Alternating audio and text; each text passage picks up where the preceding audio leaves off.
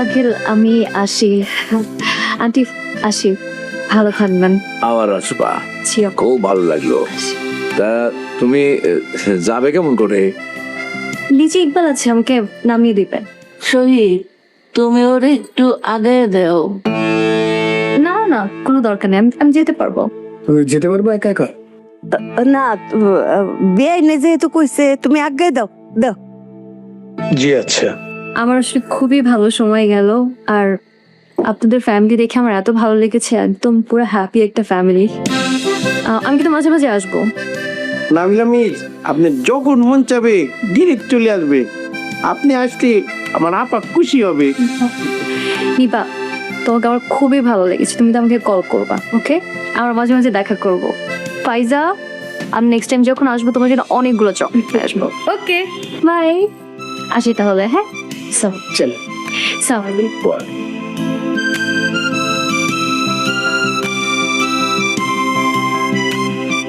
বিয়াই, আপনার কি আক্কেল জ্ঞান কোনোদিন হইতো না? একটা জোয়ান সমস্ত মাইয়া তারে কইলেন শহীদ আজ্ঞায় দিত কে রে? এইটা লই তো ঝামেলা।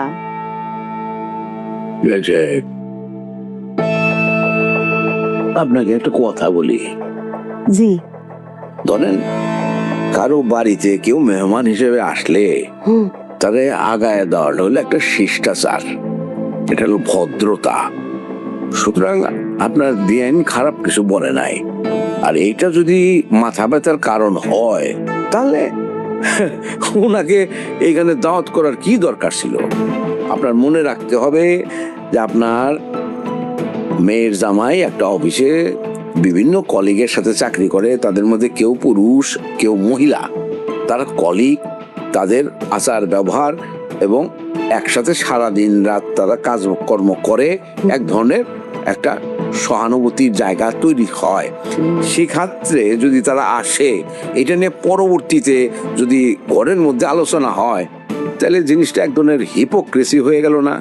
এই হিপোক্রেসিটা জীবনে যত কম থাকবে তত জীবন সুন্দর হবে। সুতরাং একটা মেয়ে আসছে, তাকে রাতের বেলায় যদি একটু আগায় দেওয়া হয়, এটা তো আমার মনে হয় না যে কোনো অনৈতিক কাজের মধ্যে এটা পড়ে গেল। কথাটা মনে রাখবেন, বিয়াই, কিছু মনে করে। আপনি কি শিওর যে এটা অনৈতিক না? আচ্ছা ঠিক আছে, এটা অনৈতিক না, সরি আমার ভুল হয়ে গেছে। ল এই ল ভাই।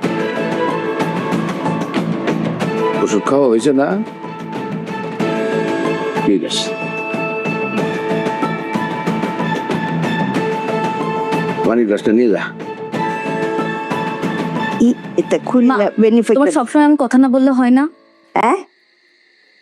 কিতা কইলছি বাপরে, তোর কাছ থেকে কিতা আমার কথা কোন হুই গুণ লাগবো? না, কিন্তু ব্রেক দেওয়া তো শিখতে হবে, কোথায় থামতে হবে এটা তো বুঝবা। ওরে বাপরে, কোন হানো আমার থামুন্ডা লাগবো? কয়ে দাও আমার হিগাও। আচ্ছা, একটা গেস্ট আসছে, আন্টি অসুস্থ, তুমি এটা তো বুঝবা। বাসায় মেহমান আইছে, তোমার আন্টি অসুস্থ, ব্যাগটানি বুঝি, কিন্তু সবার আগে বুঝুন লাগবো আমার মাইয়ার মনটা, আমার মাইয়ার সংসার। তোর বইনের কলজা ফুইরা যায়, তোর বইনের সংসার ফুইরা যায়, এইদিকে তোর নজর নাই। তোর নজর তোর আঙ্কেল আন্টির দিকে না। মারছে মাটির দরদ বেশি, একটা চক্কর দিমু কান পট্টি লড়াইলাম। মাইয়া বেশি দরদ মাইনছের লিগি, নিজের বইনের লিগি কোনো দরদ নাই। নানুনি, তোমার খালামনির একটু ডর দেখাইলাম। দেখি বেনি করে দিই। এই নিফা, আয় আয়, গল্প শুনাইবি। গল্প শুনাইতে না তোমারে?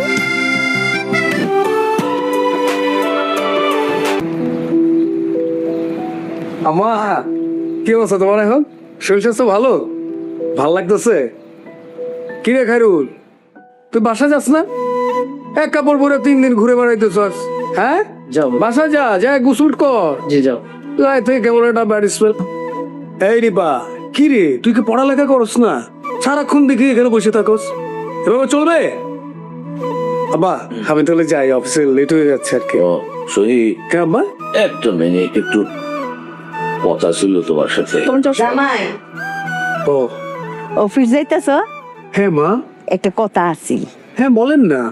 এই যে নাবিলারে তো দেখলাম, মাশাল্লাহ বাক্কা বেডি ওই, বুঝছো? জি। আমরা আর পরিবারের লগে যাই, বুঝছো না? আমরা নবাবের লগে নাবিলার বিয়ার প্রস্তাবটা দিয়া লাও। আমরারও নবাব বংশ, নাবিলারও দেখা যায় এক রাজকীয় পরিবারের বংশ। মাশাল্লাহ দুই ফ্যামিলি মিলবো ভালো। তুমি এই প্রস্তাবটা দিয়া লাও। মা মানে এটি কিভাবে সম্ভব? উমা কিভাবে? সমস্যা কি? আরে সে তো আনমারি মেয়ার নবাব আমাদের কি ভালো ছেলে, ওদের বংশ বলো আমাদের বংশ বলো, কথা বলো। হ্যাঁ। তোমার কোনো প্রবলেম আছে? না না না, আমার কেন প্রবলেম থাকবে? আরে নাবিলা তো ঠ্যাঙ্গের উপরে ঠ্যাং তুলে বয়ে খাইতে পারবো সারা জীবন। আমরা যে ধন সম্পত্তি, নবাবের লগে বিয়ে হইলে বেডির আরো বালা। তোমার অফিসে আর চাকরগিরি করণ লাগতো না, বুঝো না? আর পছন্দ তো করছে না? পছন্দ তো করছে, নবাবরে পছন্দ করছে তো, ডাইরেক্ট কইছে তোমাকে আমার ভালো লেগেছে, শুনেছি আমি। আবার আমি তাহলে যাই। তুমি প্রস্তাব আজকে দিয়ে আমার জানায়ও। বিয়াই আপনি কি তা কই ঠিক আছে না? নবাবের লগে নাবিলার এই প্রস্তাবটা দিলে সাম খাইনি, মানে মিল খাইনি। আইনি পা একটু ফাইজাকে রেডি কর, যা দেরি হয়ে যাচ্ছে। বিয়াই আপনি কি তা কই? ভালো হইতো না? হ্যাঁ ভালো হইব। ঠিক আছে, চা খাই।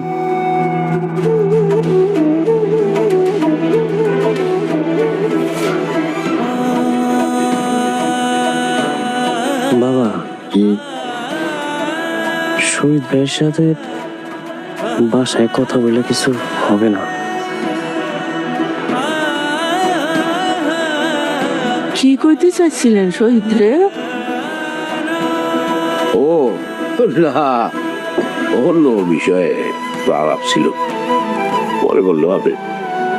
ও মা, কেমন লাগে এখন? ভাল লাগে? ওষুধ খাইছ?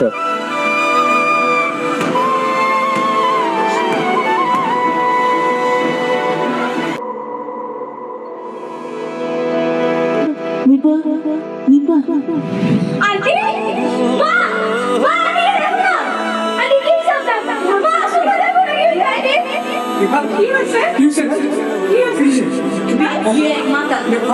কথা পড়ে গেছে। রত্না, ও রত্না কি হয়েছে?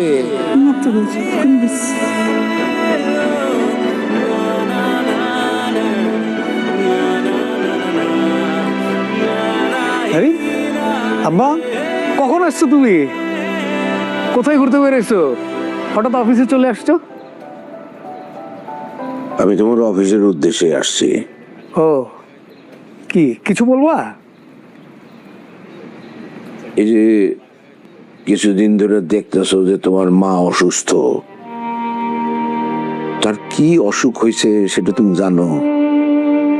না ওই যে তুমি তো কয়েকবার ডাক্তার দেখাইলা, বললা তো রিপোর্ট গুলো সেম আসছে, এই তো। রিপোর্টে কি আসছে সেটা কি তুমি একবারও জিজ্ঞাসা করছো নাকি তুমি জানো? কি হয়েছে আব্বা?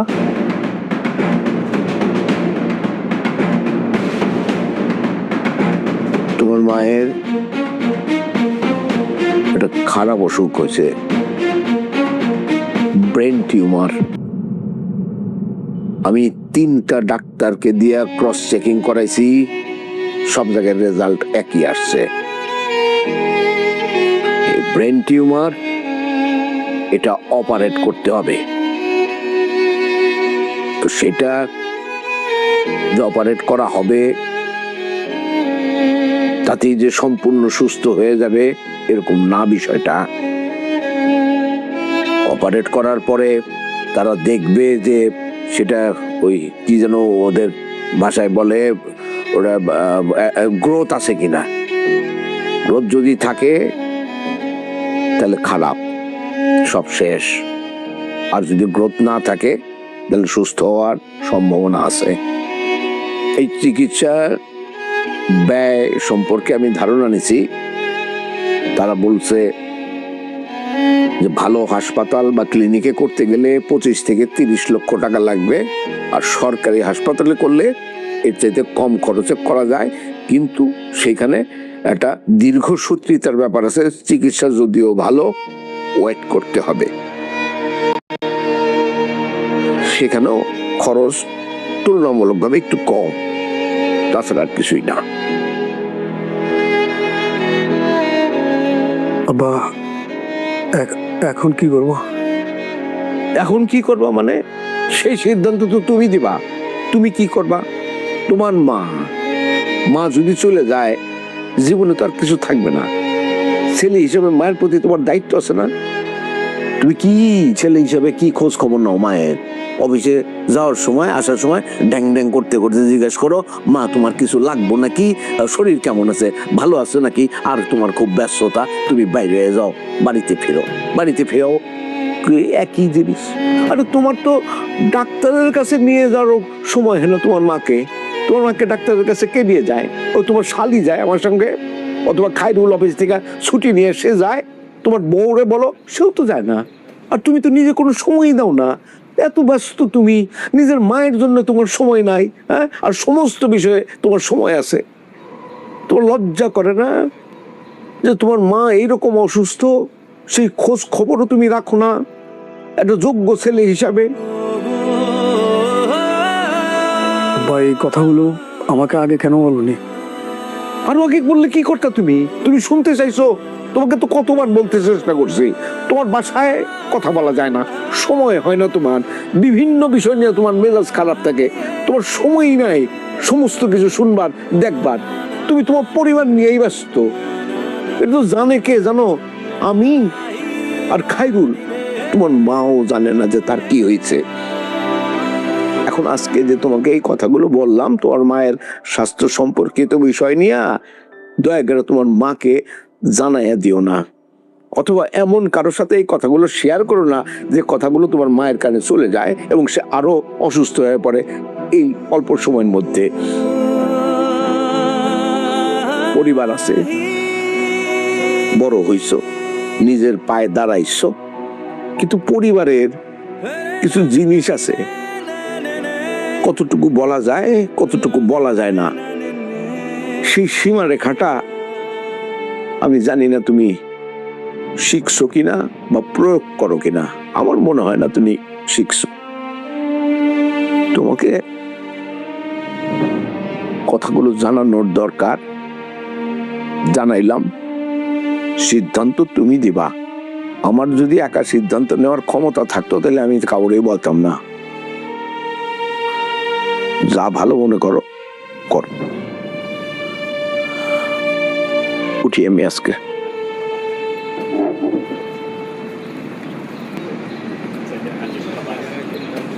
লা লা লা লা লা লা লা লা লা লা লা। আব্বা মানে আমি এই জিনিসটা বুঝতেছি না, সেটা হচ্ছে যে আমার রিপোর্ট তো ভালো আছে, ওষুধ দিচ্ছে, আস্তে আস্তে খালি ঠিক হয়ে যাবে, বয়স হয়েছে, মাথা ঘুরে পড়তে পারে, এটা নর্মাল।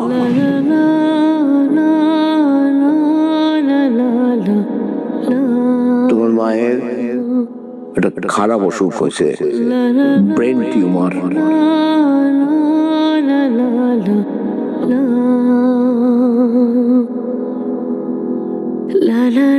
বাবা বলছো? বলছি। কি বললো? সব সময় যেরকম বলে সেরকমই বলছে। তারপরও আমাদেরও না কিছু দায়িত্ব গ্রহণ করা উচিত। কি দায়িত্ব গ্রহণ করব? তার নিজের মা, সিদ্ধান্ত তো সে দিবে। আমার দায়িত্ব গ্রহণ করলে তো তাদের জানাইতামই না।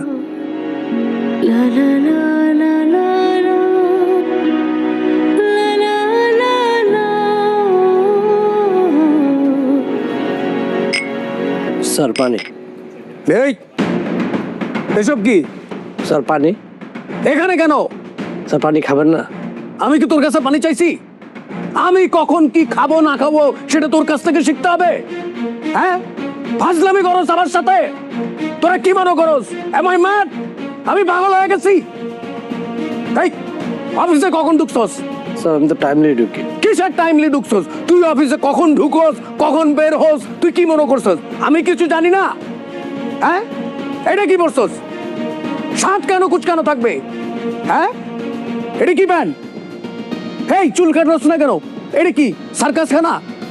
এটা অফিস না? অফিসে আসতে হলে অফিসের নিয়ম কানুন মেনে চলতে হবে। এই বেটা, আমি জোকার? টাকা রসুস কি লেগা? যা।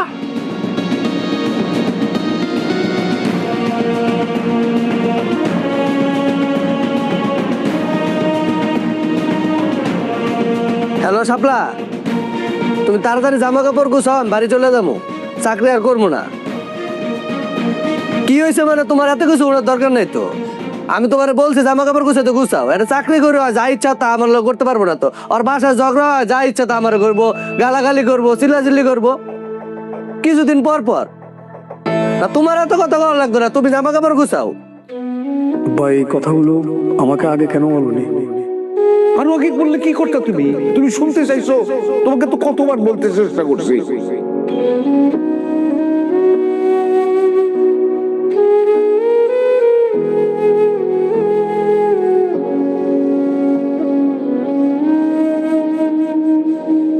তোমার বাসায় কথা বলা যায় না, সময় হয় না তোমার, বিভিন্ন বিষয় নিয়ে তোমার মেজাজ খারাপ থাকে, তোমার সময়ই নাই। ওই হালাপুতে আবার বেল বাজাইছে, শালার পোশালা। আই রাও রাও।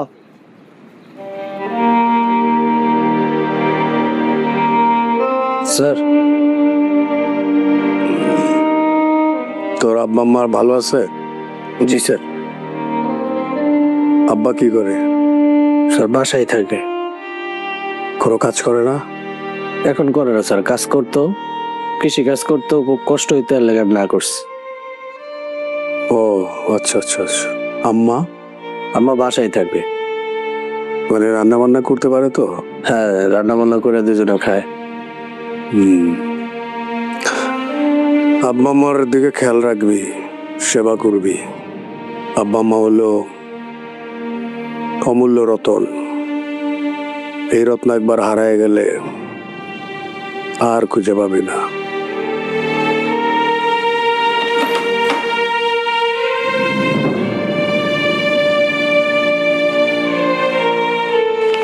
ধর। লাগবে না স্যার। আর এমনি তোর বোর জন্য কিছু কেনাকাটা করে নিস। ধর।